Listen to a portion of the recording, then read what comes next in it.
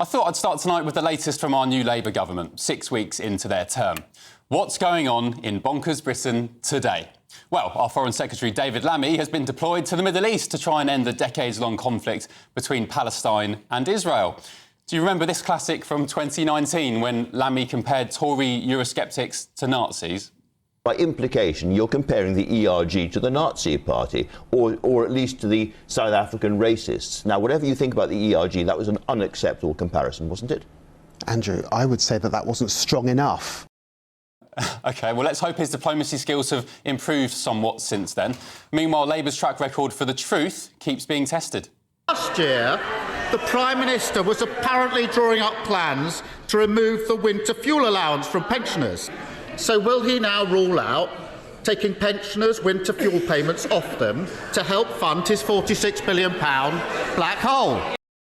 Keir Starmer speaking in May there. Change of tune today, though. Chancellor Rachel Reeves announced she was scrapping the winter fuel allowance for pensioners this week, a scheme she herself knows all too well after tweeting a few years back that she'd, quote, never forget a pensioner she met who had purple fingers because she couldn't afford to pay the heating bill.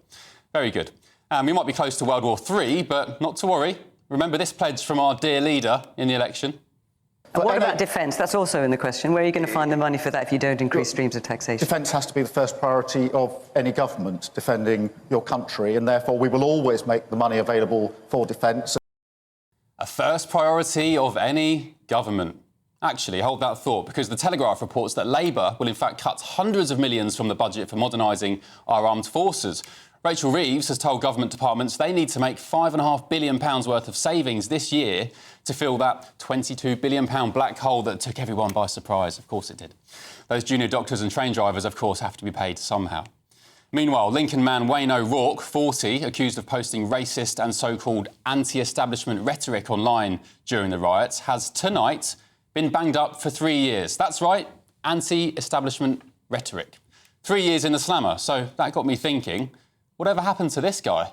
The threshold for prosecution has to be high. We live in a democracy, and if free speech is to be protected, there has to be a high threshold. People have the right to be offensive. I think if there are a lot of prosecutions, it'll have a chilling effect on free speech. And there we go. Keir Starmer speaking in 2012 as head of the CPS. That holiday to North Korea looks ever more appealing by the day, I must admit. And finally, this COVID-era classic has been doing the rounds again online. That man is not allowed in my pub. Get out of my pub. Go on. Get out of my pub. At this rate, I wonder how long before the PM is barred from even more great British boozers. We'll see. I'm joined tonight by author and journalist Emma Wolfe, former BBC radio DJ and TV presenter Alex Dyke, and political commentator Judita De Silva. Emma Wolfe, let me start with you. Am I going to prison for my anti-establishment rhetoric tonight? Honestly, Ben, it's funny and it is hilarious to see some of those clips, but it's actually really, really sad. It's quite chilling, isn't it? It's chilling and it's sad what has happened to our country, really in the space of, I would say, the past 4 weeks.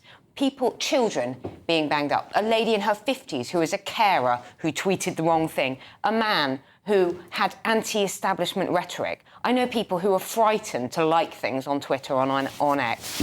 People are genuinely wanting to leave this country, and you know what? I don't know where this is going to end, but I mean, we're in a really bad situation right now. Yeah, that guy, Wayne O'Rourke, tonight bangs up for 3 years. 3 years. He did plead guilty to inciting racial hatred. He did some tweets which were, you know, by anyone's accounts, despicable. But the point is, do we want to live in a society, Alex, where we're banged up for things we say online, stupid things on Twitter or on Facebook?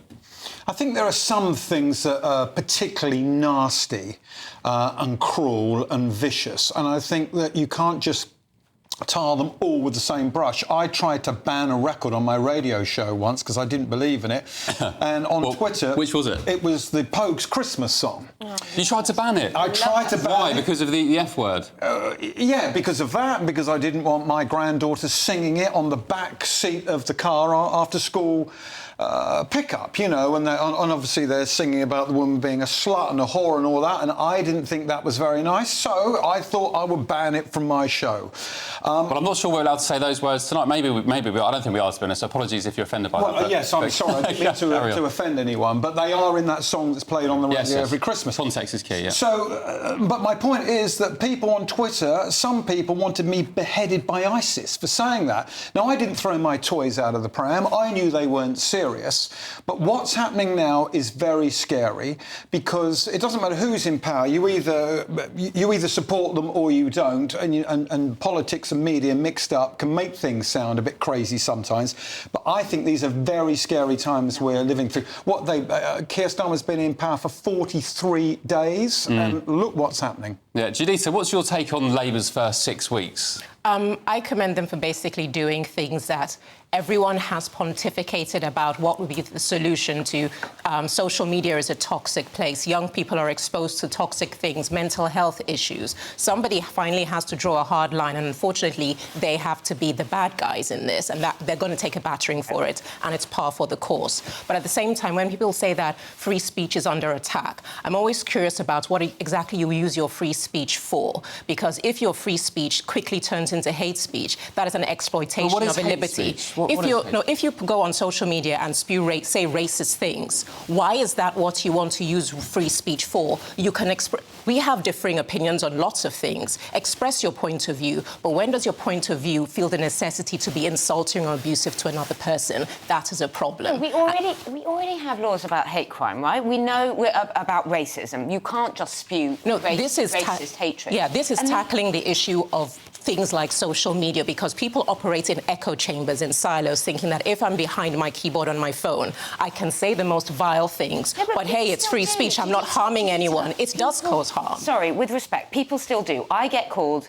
the most hateful things. I get, I'm going to push you and your young child off a motorway bridge. I don't report that stuff. No one goes after people who are actually being threatening and actually being abusive. What we're seeing with Starmer right now is like thought crime police, social media. Oh, you like this, you incited this, when you've just simply expressed. I don't think anyone's been charged for liking comments. When did we lose the ability in this country to disagree with people, to disagree and to say the manner in which you do so can be productive and be expressive of your position without being abusive to another person? You have chosen not to absorb that kind of abuse, a lot of which I get, which is vile and racist. Don't go after people who are raping people in the streets and people who are actually, really have the crime.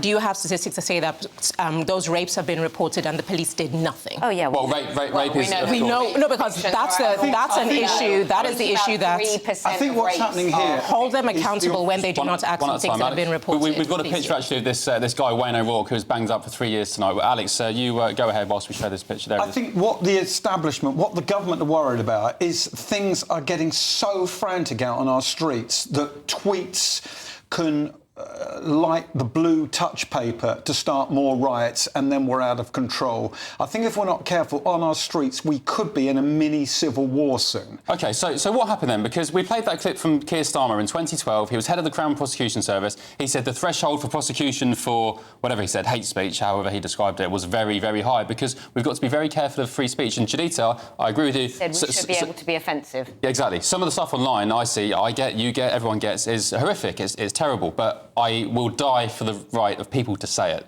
believe it or not. I don't care what it is. See, that's where I fundamentally differ, because, like I said, which is an example of what we have here, you can completely disagree with me. You can vehemently disagree with me. When you've crossed the boundary of now becoming abusive, that is a problem. Who decides what's abusive? I don't know. The victim does. Your convenience stops when the next person's inconvenience begins. That's the nature of a communicative society. I can sit here tonight, Juditha, and say, your interaction with me has left me offended. I'm very upset. I feel very threatened by what you're saying. I'm going to report you to the police. And are you saying that because I feel sad about it, you're going to get back up as well? But that's how it works. If you genuinely feel that, you could report me. And then once I present my defence, then people can judge it on the merits of both sides of the argument. I agree with a lot of what you say, but the thing is, this is what is happening now in the workplace, where you and I have a little bit of a disagreement, and then I go and take a grievance out on you, and you're suspended. And it's... No, but that's what I agree with you, that the degree to which recourse is taken is what has to be regulated. You have a right to what you feel. You have the autonomy of that and to express that you have a grievance with me. I have a right to defend myself and vehemently do so. And both sides need to be looked at objectively and judged on their merits. That's it. What I do disagree with in that is that sometimes, as soon as you're accused, you're assumed guilty and then action is taken. That isn't fair. So can I just clarify what you said? So you are saying that if the victim feels upset or offended by some hurty words, that's the threshold. That's all we need. No, that's not the threshold. They have a right to express that I am displeased with that. And the process of finding recourse is what has to be regulated. Saying that people cannot feel is a problem. So if somebody says something... People are being put in prison right now. People are being put in prison for 3 years. For what? And what was 3 years for? Absolutely ludicrous.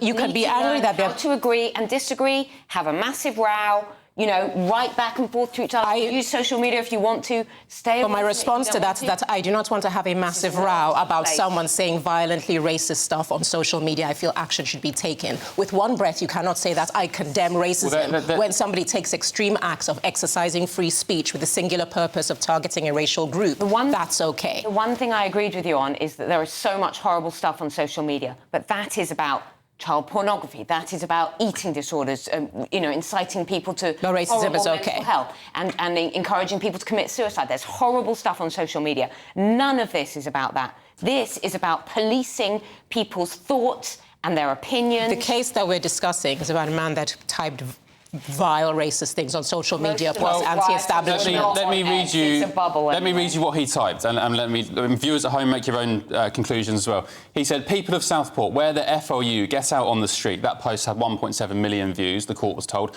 Other posts showed a picture of the County Road Mosque in Liverpool and a picture of a burning car in Sunderland, accompanied by a post which read, "Sunderland, go on, lads." Another post read, "Starmer has basically said it's us against them, hold the line."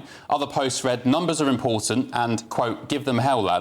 And his profile was accompanied by a picture of a bulldog wearing a Union Jack. But you're still allowed to tweet that stuff. Yeah, but that is awful. And the problem, the book hasn't been written on the internet, right? It's all new, and there are people putting YouTube videos up encouraging children to swallow coins in a dare.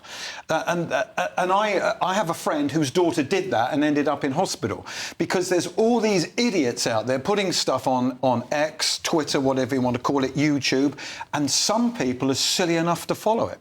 OK. All right. Alex, Juditha, Emma, thank you.